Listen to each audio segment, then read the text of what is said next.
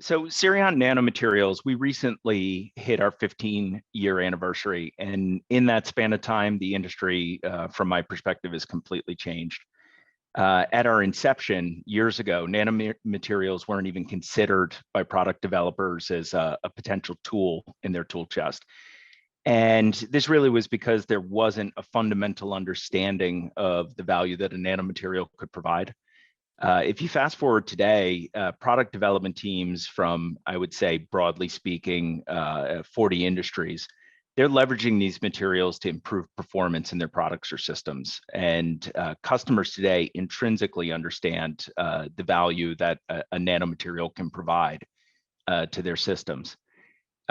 For us specifically, especially the last 5 to 7 years, we've seen a number of customer programs that are moving from, I'll call it lab scale research at the customer side to either scale up or manufacturing. And that volume has just been staggering. And I believe that we as both Cerion and the industry writ large, we're just at the beginning of a pretty incredible acceleration in the adoption of nanomaterials.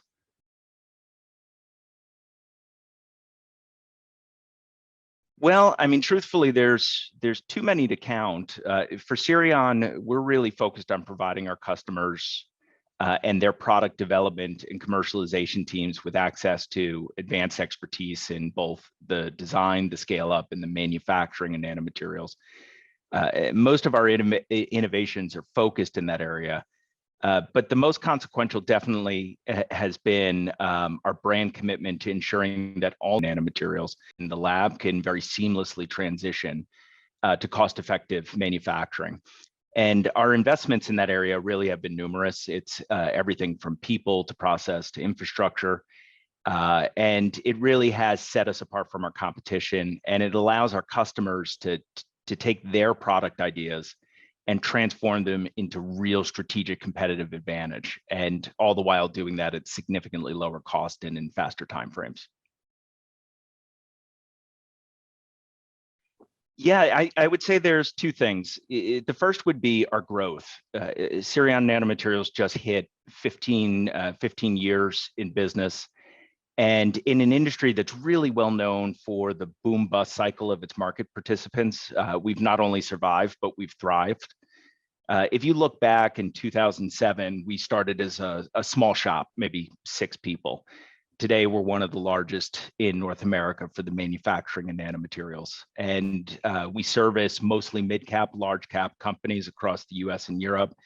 And being part of that company's transformation really has been an incredible honor for me personally. The second achievement would be our customers. I find it particularly gratifying to be involved in helping our customers achieve their goals. And most of our customers have historically been challenged to use nanomaterials due to issues of cost and scale.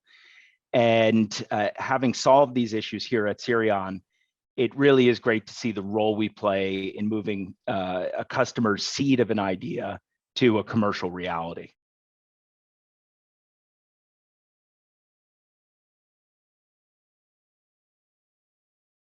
So new innovation, whether that's technical or commercial, really requires fostering a culture that loves challenges, and you need to have teams with an insatiable curiosity and a drive to solve them. We've worked very hard to align that culture that we've built here squarely with how best to meet the needs of our customers, and they are very diverse needs at that. Seeing how the strategy has driven us to new heights really has been quite satisfying.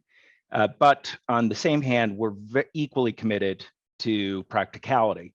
So it's really not enough to solve a customer's nanomaterial challenge in the lab with no hope of it transitioning to manufacturing.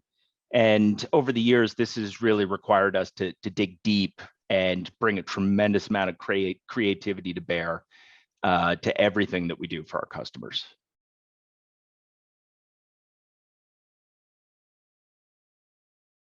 A topic I've talked about quite a bit over especially the last 4 or 5 years is how global challenges brought about by population growth are really going to dominate the public narrative in the coming decades, especially when it comes to things like the environment, energy, food, health, water. And what we saw with COVID is that COVID really exacerbated stresses in the system and accelerated both the narrative and the focus. And today that dominates the headlines. And you see that companies are now more than ever really focusing their innovation resources in that area.